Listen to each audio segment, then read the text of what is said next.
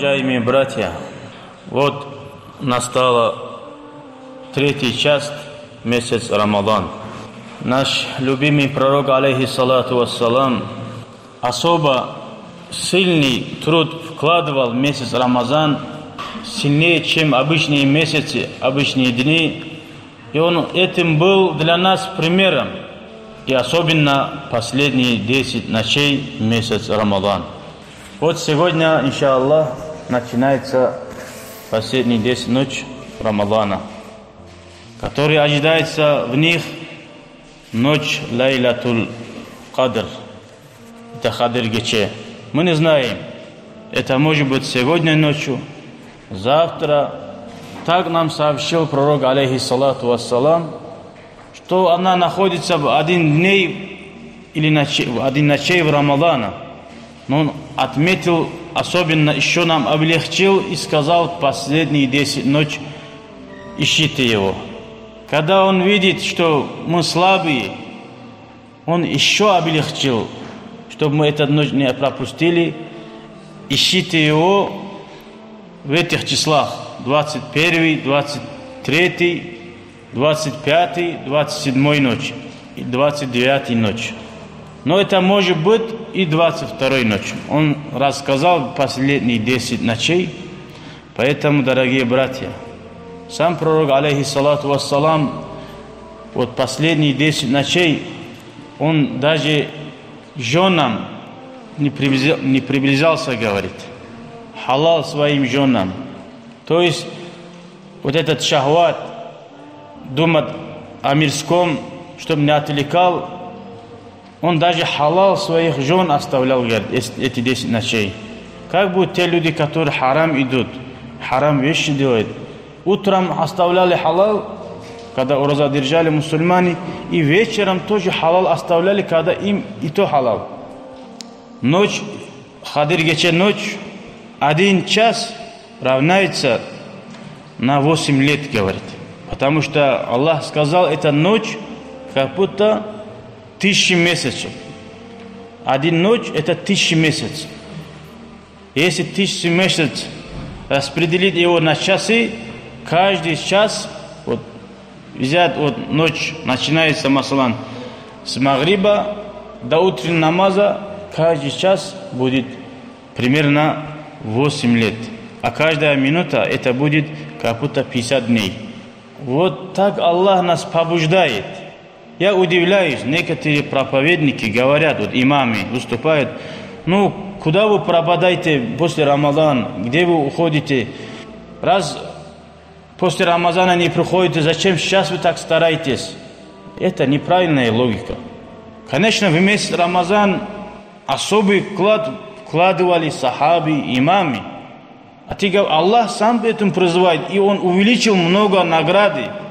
Человек, когда Аллах что-то обещает, больше награды, когда ему говорит 27 раз джамаат, награда есть, слабый иман, слабый, ему это не помогает особо, не идет джамаат. Но Аллах в месяц Рамазан сказал, столько 1000 раз больше бывает.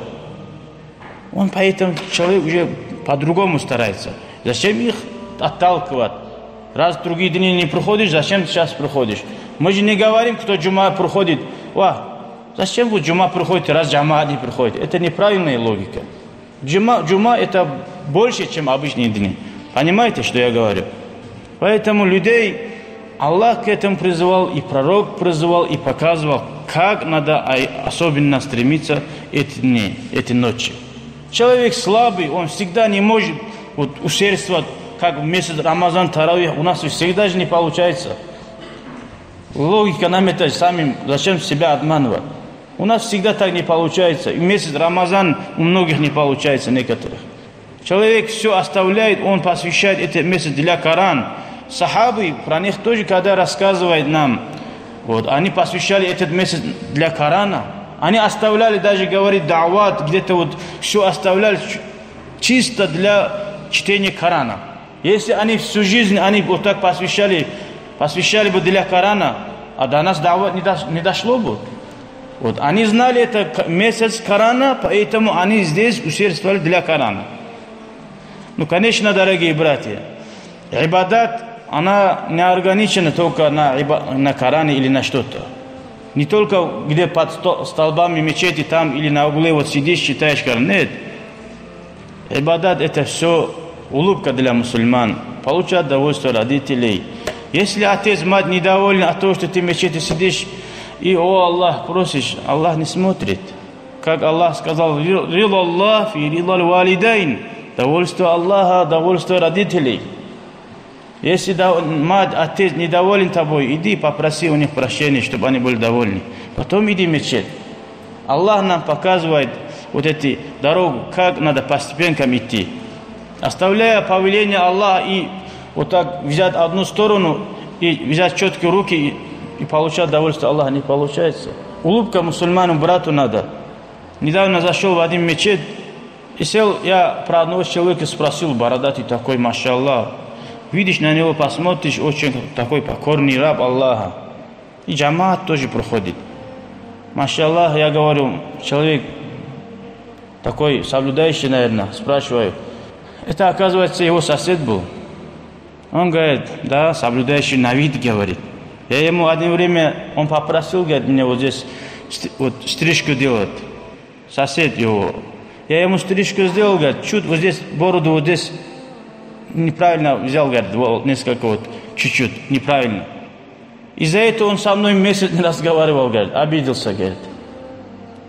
Это борода важнее или хороший нрав важнее соседам? Человек нарушено, вот чуть нарушение сделал, ему хотел хорошее делать, это не нрав ислама. Это Аллах смотрит сердце. Мы же сказали в хадисах, 3 дня человеком, мусульманам, соседям спорить в исламе, это большой грех. А если год вообще не общаться, салам не давать соседу или мусульману брату, год не общаться, как будто он его убил, говорит. Такой большой грех. А убийство человека в исламе все знаем, какой большой грех. И судный день увидит, вдруг они вот так умрут, не покаются, не будет прощать друг друга, как будто он увидит в своих списках, своих грехов, как будто он убил человека. Раз так пророк, алейхиссалату вассалам, говорит, как будто он его убил, значит такой и грех будет. В хадисе сказано: «Рубба саимин лайса лаху мин саумихи илля аль-джу'у валь-аташ». Сколько же людей, говорит, которые держат ораза, но им от его ораза нету, пользы нету, говорит. То есть награды нету, ахират, кроме голодовки и жажды в дунья. Это ему польза есть, потому что мы знаем, когда человек месяц голодовку держит, диету держит, польза есть ему для здоровья, а для ахирата нету ничего. Это подобие человека, который лекарства пьет, дарман пьет, но не помогает, его не лечит, это дарман. Который не соблюдает условия ораза, поста. Вот он похож на этого человека. Пьет лекарства не как по назначению. Ему сказали до еды, он после еды пьет. Алламани таква. Алламни таква. Один пришел праведнику и сказал: научи меня, как бояться Аллаха. Но Аллах в Коране сказал: Аллах вам обязал ораза, чтобы вы боялись Аллаха. Он спрашивает: как бояться? Это как бояться Аллаха? Допустим, ты ходишь по земле, где много вот этих, колючки. А ты как опасаешься? Ровную дорогу ищешь. Остерегаешься, что даже одежду тебя не порвал. Вот это таква. Бояться Аллаха, это не бояться как от врага, от душмана, который за тобой, зверь какой-то бежит за тобой. Нет. Это бояться, остерегаться, что опасно для тебя. И знать цель, ты знаешь, куда надо идти. И идешь по этой цели получать удовольствие и рай. Еще в хадисе пророк, алейхиссалату вассалам, говорит: «Маллам яда каула зури вал амали бихи, фалайса лиллахи хаджа». Кто не оставит скрывные слова и плохие действия, которые он делал обычных дней, у Аллаха нет нужды, чтобы он оставлял, чтобы он голодал. Обычный человек, обычные дни, он не мог держать себя в руках. Постоянно не наблюдал за своим языком. Говорил что угодно, слушал что угодно, харам слушал. Он тот же самый человек вместе с Рамазаном, ничего не изменился. он пользу от этого ураза не получает, дорогие братья. В хадисе пророк, алейхиссалату вассалам, поднялся в мимбар, яумуль джум'a, и он говорит трижды амин, амин, амин. Вот вы слышали, что я поднимаюсь, говорю амин? Не говорю же. Это неприлично для вас. И сахабам это было неприлично. После джум'a они спросили: я Расулаллах, мы слышали от тебя то, что не слышали обычно. Амин, амин. Для чего амин? Амин же говорит, когда мы просим у Аллаха что-то, амин после этого идет.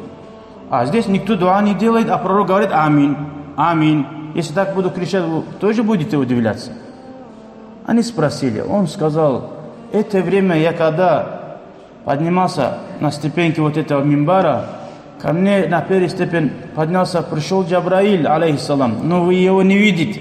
То, что мои мысли приходят, вы же не видите. Также, когда Джабраил приходил к пророку, не всегда сахабы видели. Иногда видели в образе человека, но они не знали, что он Джабраил, пока он не ушел. Потом пророк, алейхиссалату вассалам, им сообщал: увидели того человека на белом одеждах, вот так, вот так, вот так? Да, видели. Он был Джабраил, говорил. Вах, говорили, знали бы, руку пожали бы. Однажды вот так была и ситуация. Пророк, алейхиссалату вассалам, Умару сказал: если ты пришел, пожал бы его руку, ты мог бы взять его и руку, говорит. Ну так не суждено было, наверное. Но однако пророк, алейхиссалату вассалам, сказал: эй, Умар, ты видел человека, который ко мне пришел, со мной общался? Реально ты видел? Он говорит: да, я Расул, я видел его. А пророк, наверное, думает, никто не видит, как всегда, как обычно. Но иногда его видно было. Умар сказал: да, я видел, говорит. Тогда пророк, алейхиссалату вассалам, сказал: ты очень много хорошего видел, говорит. То есть видеть пророка, это же несчастье разве? Видеть праведников, это, Аллахи, большое счастье. Если мы не видели бы тех людей, которые до нас донесли ислам, и только дошел бы до нас ислам только через книги, очень слабое было бы у нас действие.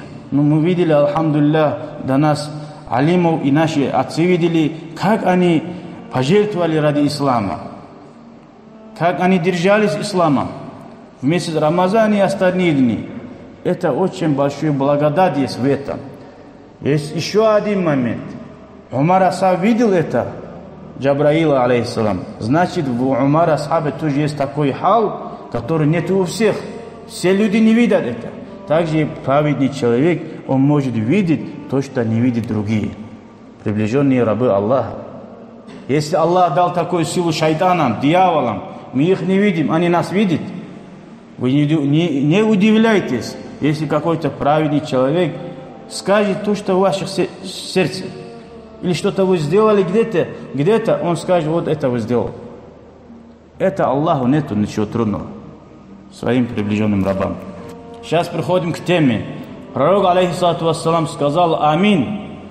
Когда у него спросили, он сказал, что Джабраил, алейхиссалам, пришел в этот момент, в этот час, яумуль джум'a, пятничный день. Это настолько важная новость, его нельзя оставлять на следующей неделе, потом сказать, или после Рамазана сказать. Именно этот момент он проходит и говорит: я Расулаллах, рагима анфу раджулин, пусть будет унизен тот человек, пусть он будет далек от Аллаха. Кто это? Тот человек, который он присутствовал в месяц Рамазан, дал Аллах ему жить до месяца Рамазан, и его Аллах не простил грехи, говорит. То есть он не очнулся в месяц Рамазан, не задумался искренне покаяться перед Аллахом, просить прощения, и прошел месяц Рамазан. Он продолжает. До начала Рамазан какой был, и в месяц Рамазан же такой остался, и месяц Рамазан прошел, и он продолжает те же самые грехи, продолжает. Отношения родителям, братьям, или же нафса шахвата, которую он грешит. Вот такое большое горе тем людям, кто месяц Рамазан, месяц большой благодать и рахмат и милость.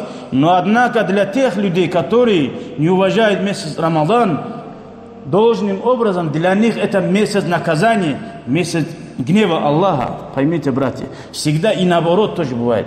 Потому что это как пример, отец говорит, или учитель сыну, ученику говорит: эй, сынок или ученик, давай читай меня «Куль хуа Аллаху ахад».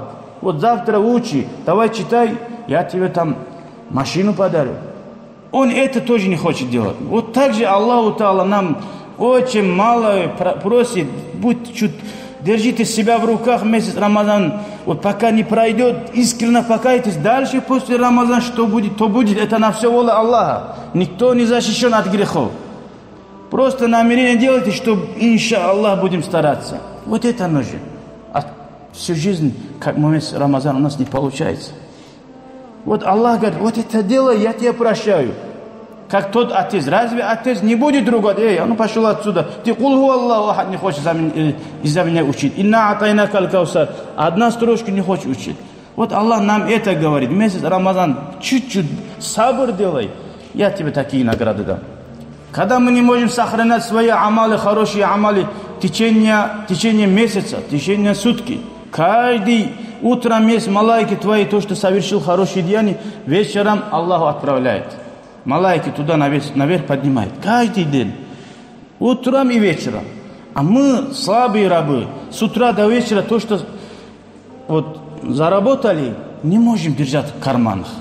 До конца месяца не можем. Как тот человек, который зарплату берет, домой не уходит, домой не дошел, зарплаты нету. В кармане дырки есть или деньги упали. Вот наподобие этих людей, а то, что он целый день трудился, заработал, какой толк, если он портит это все.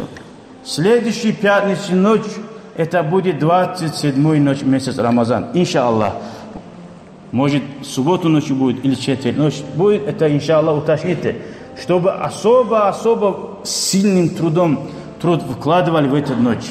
В хадисах сказано, пророка от сахаби говорили, есть, которые клялись, клянусь Аллахом, эта ночь 27-й Хадр Гече. Есть такие. А есть, поэтому вот 27-й ночь будьте внимательны особенно. Тот человек, который говорит астагфируллах один раз, о Аллах, прости меня, как будто он 84 года говорил, как будто родился и жил 84 лет и говорил астагфируллах, астагфируллах. Такой большой награда. Один садака сделал финик, одну коробку финик отнес в мечеть, как будто ты 84 лет, каждую ночь ты вот финика носил в мечеть, получается. Вот такие большие награды. Поэтому, дорогие братья, алхамдулилля, есть среди джамаата, которые с собой привозят в мечеть финики или кто-то хлеб. Сами тоже не оставайтесь от них. Кто-то что-то привез, он это пример. Алхамдулилля. Никто не нуждается, но среди мусульман есть бедные люди. То, что ты мечеть принес, она мусор не идет. Беднякам раздадут. Поэтому последние 10 ночи постарайтесь усердствовать в благих деяниях, разных видах. Дай Аллах мне и вам тауфик побольше совершать благие деяния. И наблюдать за своим языком, ртом и глазами. Пусть Аллах простит нас. Мы видим, как быстро месяц Рамазан проходит. И так жизнь проходит, дорогие братья. Пусть Аллах каждый миг из нашей жизни Аллах простит и кафарат сделает. Наше намерение получать удовольствие Аллаха, пусть Аллах нас доведет до своих удовольствий и рая. Амин, амин, амин. Вальхамдулиллахи раббил аламин.